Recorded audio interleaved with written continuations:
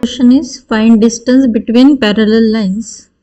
जर दोन parallel lines मधलं डिस्टन्स काढायला सांगितलं तर फॉर्म्युला असतो d is c1 minus c2 upon under root a square plus b square. So हा फॉर्म्युलाने आपल्याला डिस्टन्स काढायचं आहे. समजा क्वेश्चन तुम्हाला दिलाय खालच्या प्रमाणे, find distance between lines 3x plus 2y equal to 5 and 3x plus 2y equal to 6.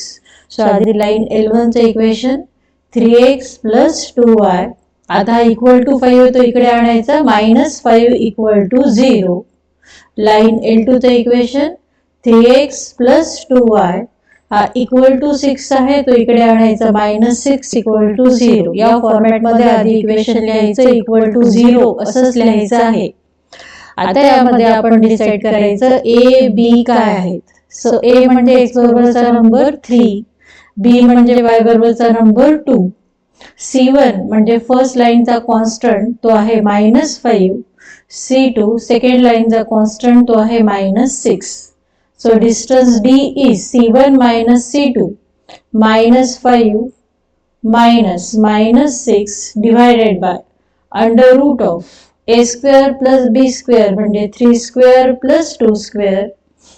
So answer is -5 plus 6 upon 3 square is 9, 2 square is 4. So 6 minus 5 म्हणजे आलाय 1 under root 13. जर आन्सर निगेटिव्ह आलं तर त्याला पॉझिटिव्ह करून लिहायचं, कारण mod दिलेला आहे, आणि पुढे लिहायचं युनिट्स. सो हा झाला आपला 6th क्वेश्चन, इम्पॉर्टंट क्वेश्चन. नाव नेक्स्ट नंबर 7.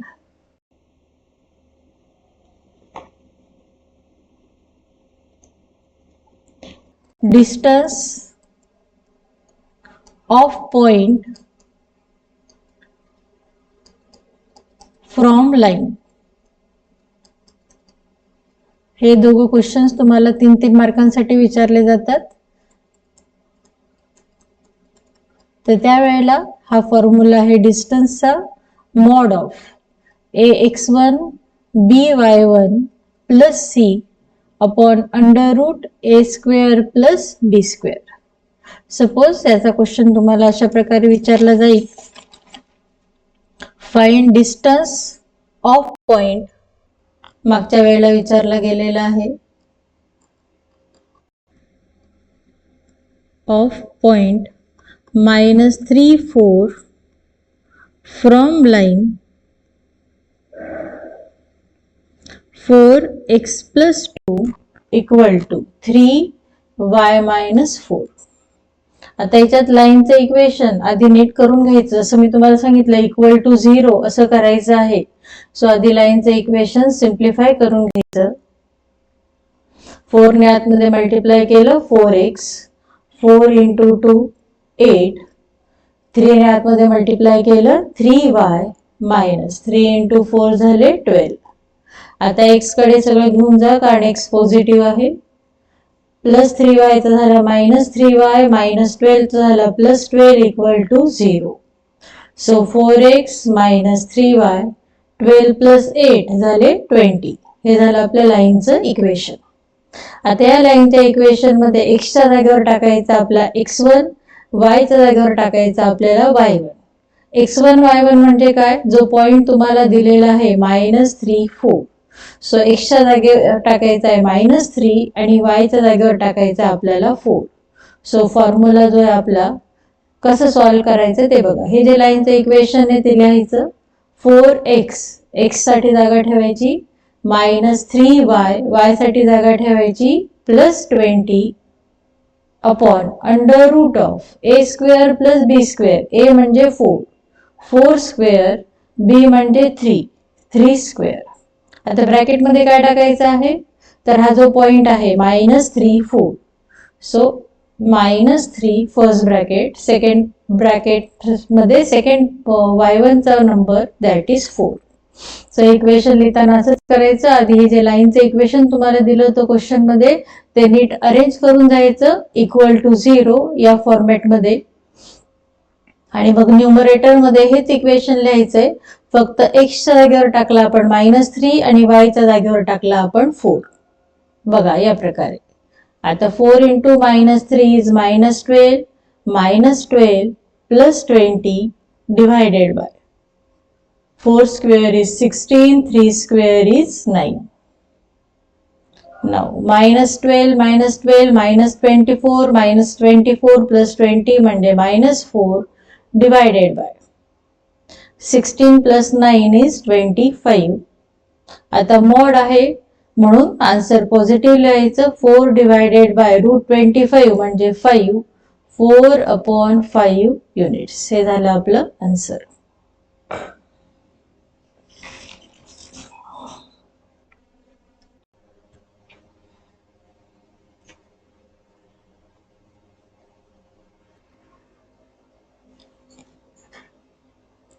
आता नेक्स्ट क्वेश्चन आहे, that is find acute angle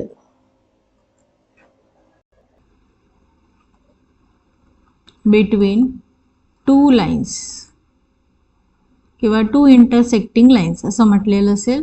त्यावेळेला ज्या दोन लाईन्स तुम्हाला दिलेल्या असतील त्या दोन लाईनचा स्लोप काढायचा m1 आणि m2 आणि फॉर्म्युला वापरायचा theta is tan inverse mod of m1 minus m2. हे लक्षात ठेवा, वरती मायनस आहे, खाली 1 प्लस m1 इंटू m2, वरती मायनस खाली प्लस. आता m1 m2 काढण्यासाठी फॉर्म्युला काय, स्लोप काढण्यासाठी फॉर्म्युला -a/b. आता याचा आपण एक्झाम्पल घेऊ कशा प्रकारे क्वेश्चन विचारला जाईल. Find angle between the lines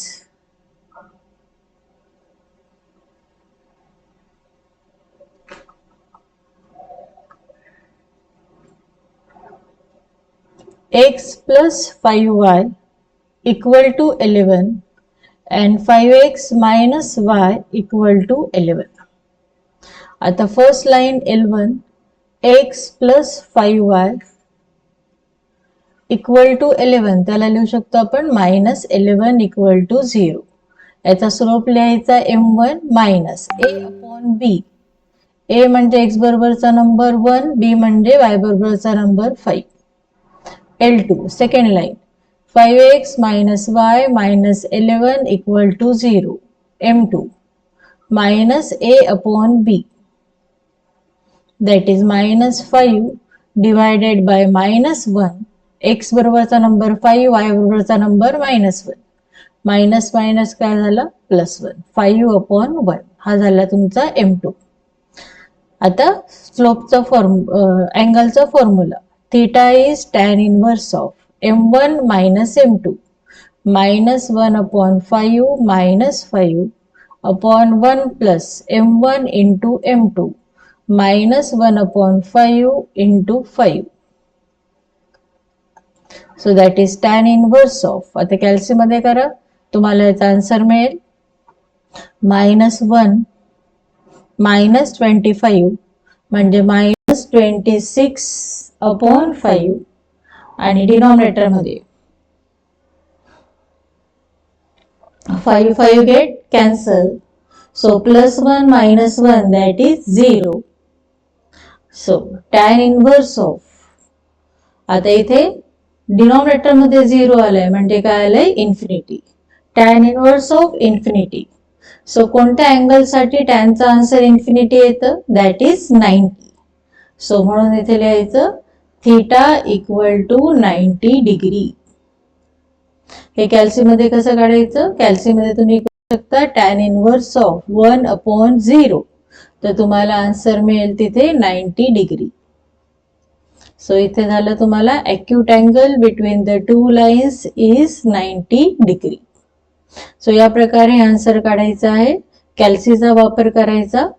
आधी फॉर्म्युला लक्षात राहिला पाहिजे, वरती मायनस खाली प्लस, आणि त्यानंतर थीटा इक्वल टू, तेव्हा तुम्ही इथे m1 m2 टाकाल तेव्हा m1 चा आन्सर -a/b, x बरोबरचा नंबर a, y बरोबरचा नंबर b, हे लक्षात ठेवा. आणि मग हे m1 m2 इथे ठेवल्यानंतर कॅल्सीने न्यूमरेटर काढून घ्यायचा, अपॉन करून डिनॉमिनेटर काढून घ्यायचा, आणि tan inverse of that value टाकायचं कॅल्सी मध्ये, तर तुम्हाला आन्सर मिळतं 90 डिग्री. नेहमी 90च असेल असं नाही, वेगवेगळा आन्सर असेल जसा तुमचा m1 m2 असेल त्याप्रमाणे.